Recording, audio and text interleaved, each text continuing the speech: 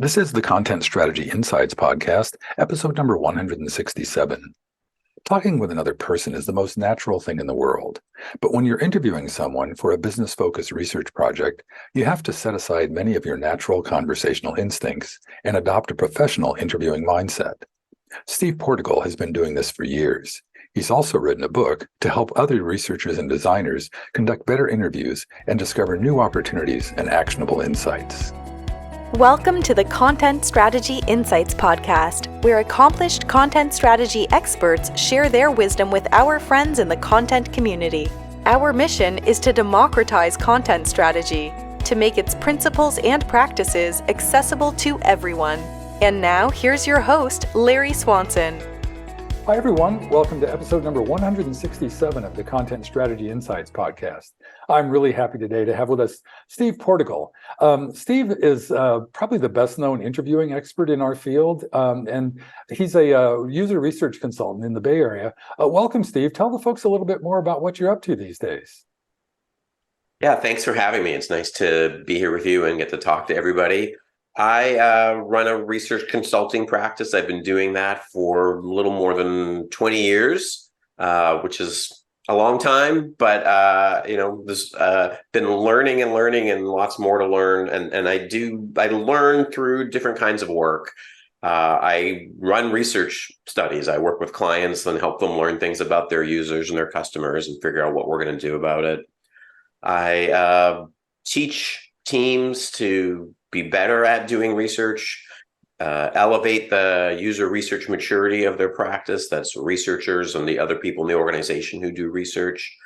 And I do a lot of sort of workshops and facilitation, kind of helping teams get unstuck on kind of whatever issues they have going on. Sometimes that's really directly related to the work of user research that I think we'll probably talk about today, but sometimes it's about other things as well. I've helped teams with storytelling. I've helped them with, trying to change the dynamics in their organization around research. It's, anyone that's a consultant knows, we've got to sort of help our clients figure out their problems and kind of come in and be creative with them about how we can address their problems. But the baseline, I think, is always about understanding customers and users and how we do something with that. Yeah, and that's why we have user researchers and love you all so much. At least I do. I think most of our colleagues do. But we don't always have access to you. And one of the things, the reason I wanted to have you on the show now is that you just revised your book, Interviewing Users. It's out in its second edition now. And a lot of us are tasked with that specific part of doing user research and don't have the training and background that you do. So we really appreciate the book. And one of the things I'm hoping to talk about is just like how to, we're obviously not going to be you anytime soon, but how to cultivate that mindset that a good interviewer has. So are there any, what are like the top sort of characteristics that a person needs to get in that mindset? I think there are some sort of fundamental skills, orientation, mindset. I list four of them in the book as kind of a recipe. I guess one is about sort of suspending your view of the world. Check your worldview at the door is the first one. So you work on a problem, you work for a team, you work on something that's got you out there trying to learn from people, doing some interviews. So trying to set that aside. You have maybe hopes, aspirations, pressure on you from the rest of the organization. We can be very kind and call these hypotheses. Sometimes they're not formalized as hypotheses. They're just assumptions, kind of organizational truths.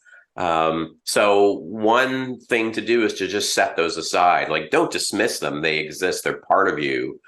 But, to be fair to yourself, how do you just kind of create a little space, set them in that space, and then, go talk to somebody? You can always pick them up when you come back.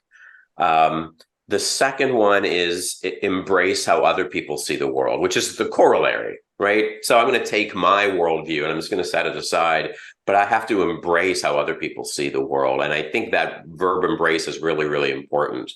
I picked a word that's very kind of active, almost aggressive, like the bear hug.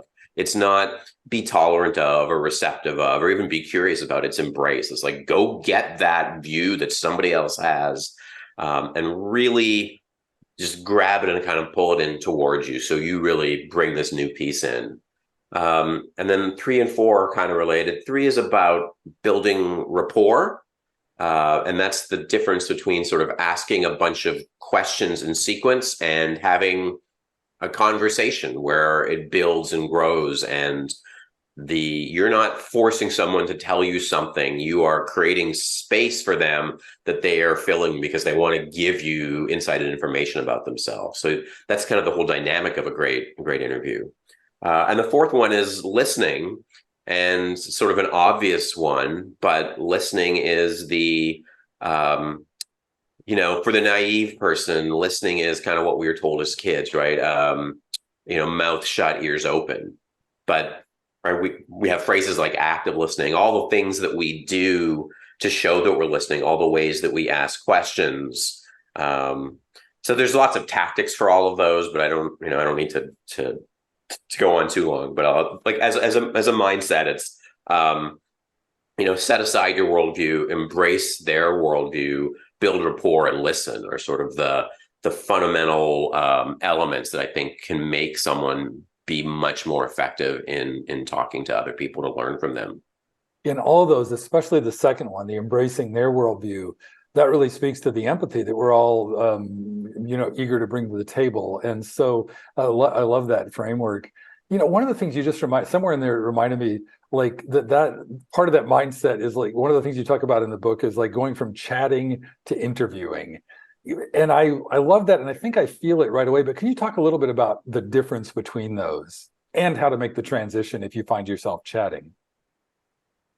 Yeah, and chatting is it's a crutch, and I don't mean that in an unkind way. If people haven't spent time learning this and practicing it and reflecting on it, I think people go pretty far by being friendly and open and conversational, and I think that's a good start. But in chatting, for example, we share about ourselves. Oh, you like cats? Well, I also like cats, and I have 2 cats at home, and one is named Binky and one is named Winky.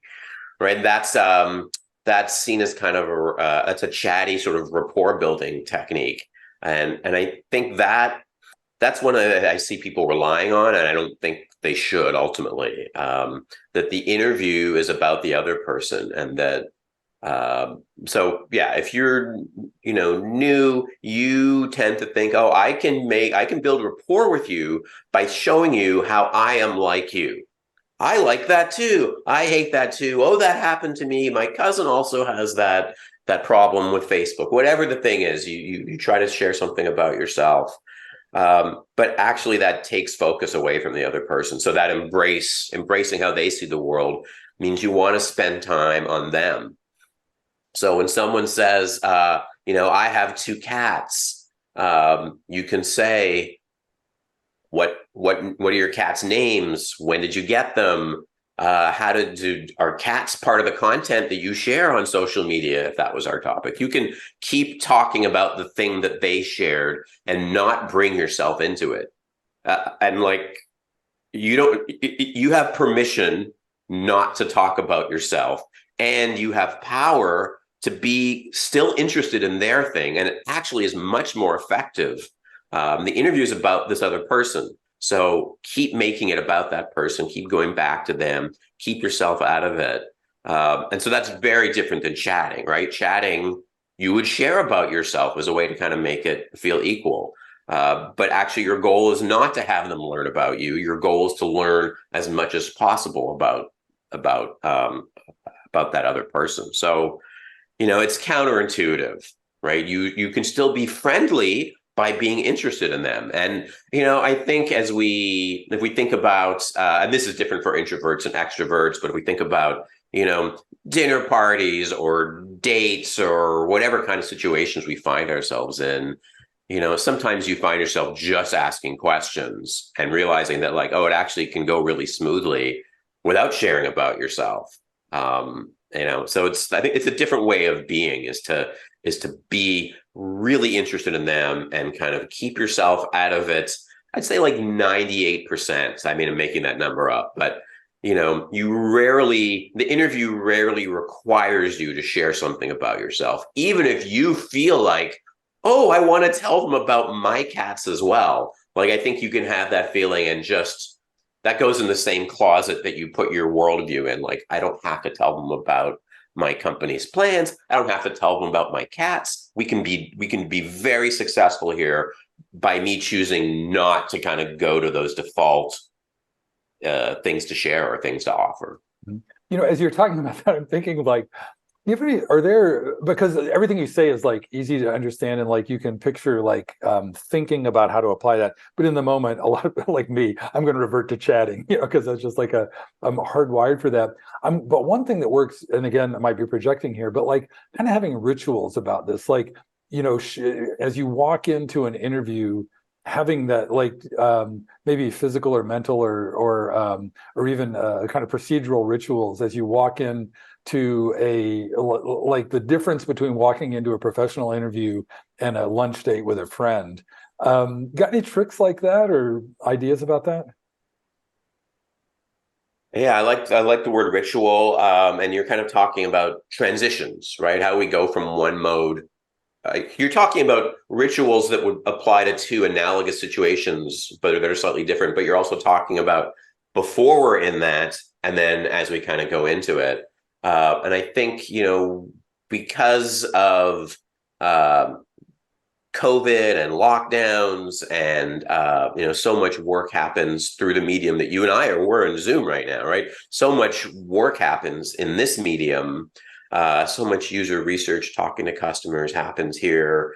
And my fear is that people are kind of in, computer, laptop, home office, Zoom mode all day. And they go from, I don't know, a one-on-one with their manager or a team meeting where everybody's showing off their new hats because it's Friday.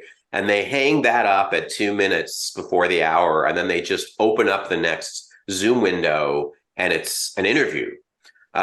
So, I haven't really answered your question. I'll just say, like, the pressure on us to transition between different modes of being, I think, is so much harder. Like you said, we walk into something, but so much work is actually no longer, and we'll see how this changes over the next few years, is not literally walking into something where, I kind of grew up driving to people's homes in the Bay Area to do research locally or going to another city. And you had a lot of ritual and transition time, driving, navigating with the maps, parking, unloading the car, getting your team together, and just saying like, all right, we're going to go talk to so-and-so. What do we know about them? Or do we have 3 facts about them? All right, let's go ring the doorbell. Like, that gave you a lot of transition time.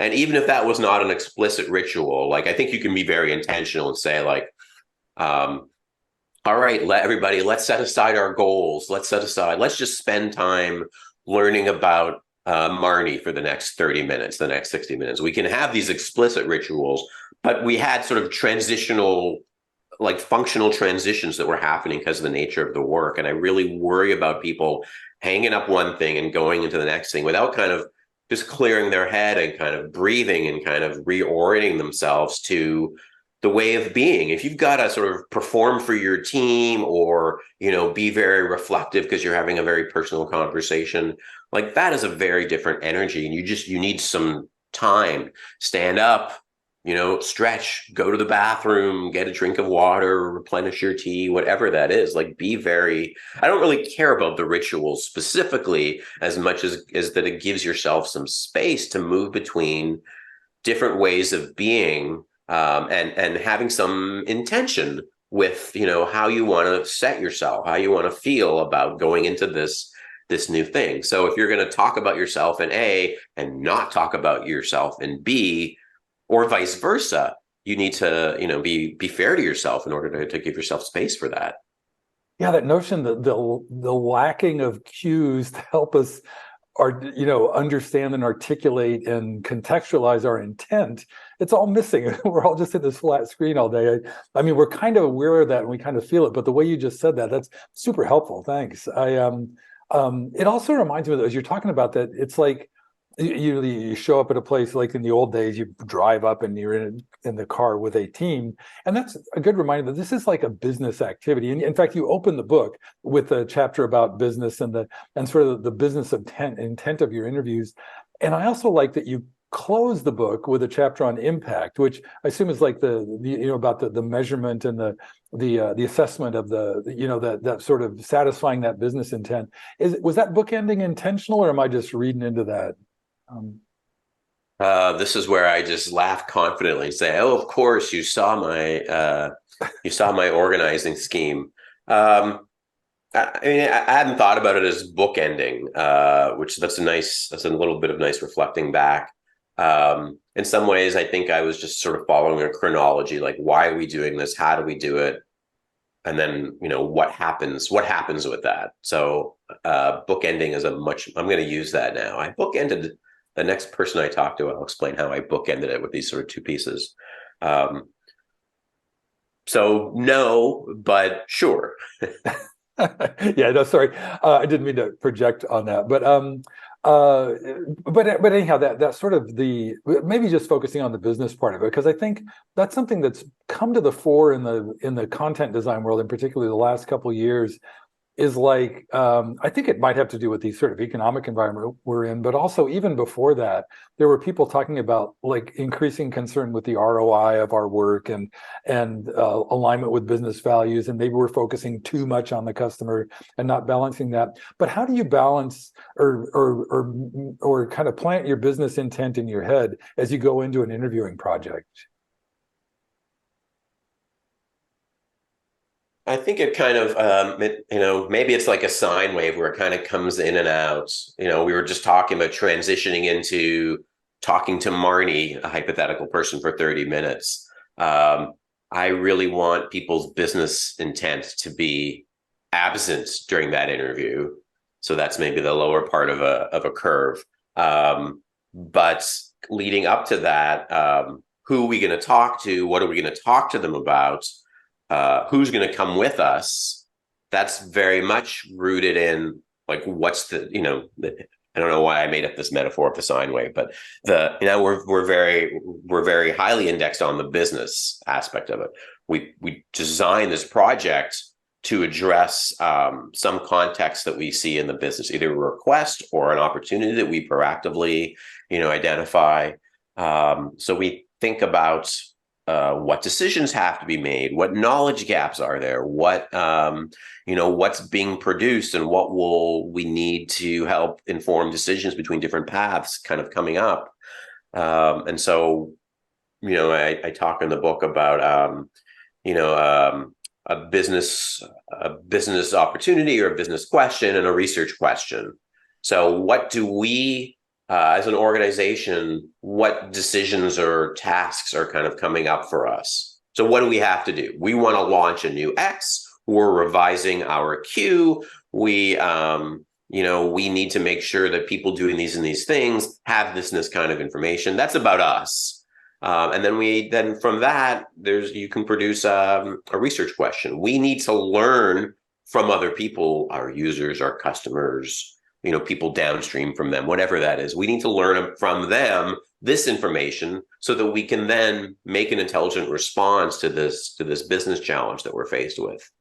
So all the planning, all the logistics, all the tactics, what method are we going to use? What sample are we going to create? What questions are we going to ask? What collateral are we going to produce to evaluate or to use as kind of stimulus or prompting? All that is all coming from what does the business need and how we can kind of go at it.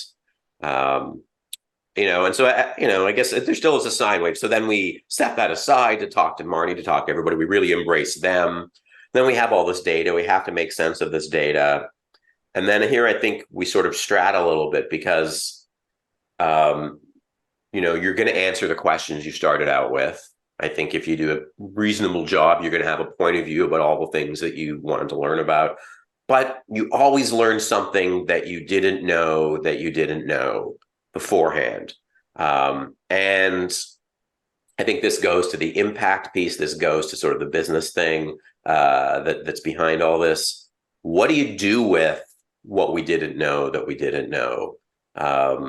Sometimes it's like I want there to be this universal truth, like, oh, if you just show people the real opportunity, then they'll embrace it, and then everybody makes $1 billion and the product is successful. I think that principle from improv is of yes and. I think we have to meet our brief. We're asked to have a perspective on something.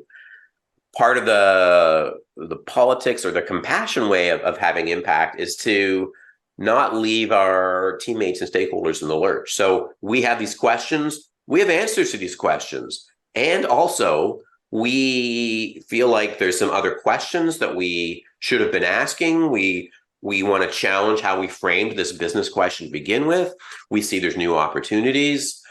We see there's insights here that other teams outside the scope of this initiative can benefit from. There's all sorts of other stuff that you get. And I think it behooves us to be kind about how we bring that up, because no one necessarily wants a project or a thing to think about that they didn't ask for.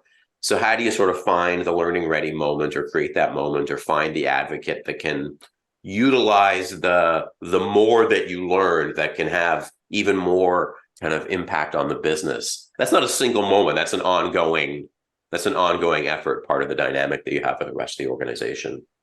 Yeah, and you're making me think now that there's like a meta level of that, checking your worldview at the door. Like, even once you've still got the research question and you still have a business goal that you're moving towards, but like all the details are still open to discovery, and it's really interesting, like how much you need to know to go into this and how little you want to hold in your head as you do it. Does that make sense? Yes. Yeah. And, I would expect that, especially for content people, they're often in very complex domains with lots of different kinds of information that's being used to do a lot of different kinds of tasks. So, that sometimes the work of user research can be about, simple but profound things. And sometimes, increasingly, it's about extremely complex, detailed, sometimes very technical, large amounts of information, very complex processes. And so I think that sometimes that setting it aside is actually a necessity, because you can't be an expert in everything. So sort of having some of our own wisdom about what do we capture but not understand in the moment that we can go back to, like how much, right? A little knowledge. What's the right amount of dangerous domain knowledge? And dangerous, I kind of say with air quotes, right? Like, what's the right amount of knowledge so that we can confidently ask questions about things that we are not experts in ourselves. And sort of, that is an interesting balancing act, I think, as where we find ourselves doing research has evolved over a few decades. I think I think people are grappling with that in interesting ways right now. Yeah, and you talk about that from one direction in the book, that I think can't remember which chapter, the making sense of it all, the analysis of what you got in the synthesis, and making, recommendations and all that stuff. And also associated with that, I think it was right before that, was the chapter on documentation. So this sort of like gathering what you got and did, and then making sense of it. That's kind of where it all comes together, right? Yes, and I think there's sometimes is a lack of awareness that takes some effort. That if you talk to somebody, let's say I'm going to go talk to 4 or 5 customers this week, that I can kind of walk away from each one independently with next steps, to-dos, conclusions. This is where the word insights gets used. Like, come back and type up your insights. I think that's an abuse of the term insight. I get kind of huffy about it. Those are I think it's easy for us to fall into the role of kind of stenographers, like take feature requests, ask somebody what they want it to be, have them tell us, kind of tabulate it, and maybe we have to figure out, well, what if customer A says something different than customer B? What do we put in the product? That's not what this is about, right? When you talk about it all coming together, you have to document it. So even a tactical thing, if you don't record your interviews you're requiring on your own heavily biased memory. And that's not a failing of us as a person. We are biased. We hear things that magnify or distort. We're making sense while we're listening, and that changes things. The difference between 50 and 15 is the thing that you don't get until you go back and listen. You're like, oh, they said 15. Like, I didn't literally hear it. I think I use an example in the book from an actual interview I did where someone we were talking about something, maybe commuting or something like that, and someone said they were talking about their partner. They said, oh, one of us takes the New Yorker to work.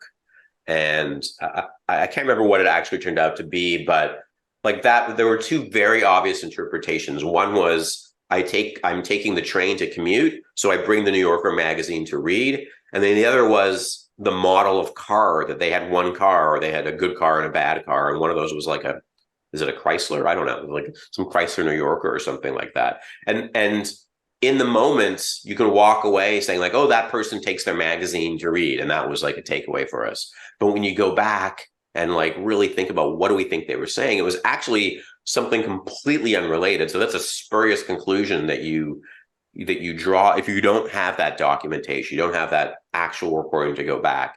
And even so, it still requires some figuring out like, what do they really, really mean there? So you need that documentation, you need that actual stuff that people had. And yes, this is where it comes together, where you spend time, like quite a bit of time, doing this analysis, which at a high level analysis is taking a large amount of stuff and breaking it down into smaller elements as a way of making sense. And then you do the synthesis. You take these smaller elements and arrange them into something new. Frameworks, theories, insights. This is where insights come from, like new views of the world. That analysis and synthesis is it's documentation intensive, and it consumes time. But that's where, I like what you said, it all comes together. Like most of the value in the research comes from that. It's like, it's the iceberg, right? Go talk to somebody, ask them some questions, they tell you some things. You're like, oh, that's kind of interesting. You're just above the water. But all the volume is below the water, and it takes this kind of digging to pull that out. But that is where, it depends on the project, but I think in general, like that's where just some fantastic stuff lies that we didn't know that we didn't know. And now we have a way to talk about it that's very precise and nuanced and has impact on the kinds of decisions that we're going to be making. Great. And that's like a fantastic summary of like the benefits of like everything you've talked about. But hey, Steve, I can't believe it. We're coming up close to time. These conversations always go way too fast. But before we wrap, is there anything that's come up in the conversation that you want to revisit, or that's just on your mind that you want to make sure we share? I want to just talk a little bit about people. I've sort of talked about people for whom this is new or this is not. I mean, you even said at the beginning, right? Not everyone is a decades long user researcher, and I think you and I are talking about some high level things. I guess I want people to feel like it's okay to practice this stuff and to sort of see what your own chatting impulse is. And I guess I would advise, I would ask people to just be reflective on themselves. Like, okay, now I fell back on chatting this time, even though Steve said not to. I don't want to be a negative. I want them to feel positive about and empowered. I'm saying here, like, don't be a chatter, be an interviewer, be a listener. But if someone has an interview and they realize, oh yeah, I'm chatting, like that is a wonderful outcome, because now this is such a personal activity. It's a lot inside your head. It's kind of using words and, and thoughts and silences, reflecting a little bit on, what choices you're making, and maybe thinking that there are different ways that you could approach these things and try them, and just being okay with, I said at the beginning, I never stop learning. That's, I think, my hope for anyone listening to this is like, try it, reflect on it, be kind to yourself, practice these things. And, that's how you get better and feel more confident about what you're doing with this. Fantastic. Thanks. And I do want to point out, as you were saying that, I was reminded of a bunch of stuff in the book that we didn't get to that are sort of like kind of practical hands-on tips about like dealing with reticent interviewees and taking props to interview. There's a whole bunch of like things that seem like maybe not like training wheels, but like aids in getting to that mindset and that approach you were just talking about. Hey, one very last thing, Steve, what's the best way for people to stay in touch if they want to follow you online or connect there? Or... Yeah, if you have my name, then you kind of have the way to find me. My website is portigal.com, and I'm on LinkedIn under Steve Portigal. Those are probably the two most relevant and active places, I think, to look for me on the interwebs. Cool. I'll put those in the show notes as well. Thanks so much, Steve. Really enjoyed the conversation. Me too. Thank you for the great questions and discussion. Thank you for listening. If you can think of a friend who might enjoy this episode, please share it with them. And please join us again for our next content strategy interview.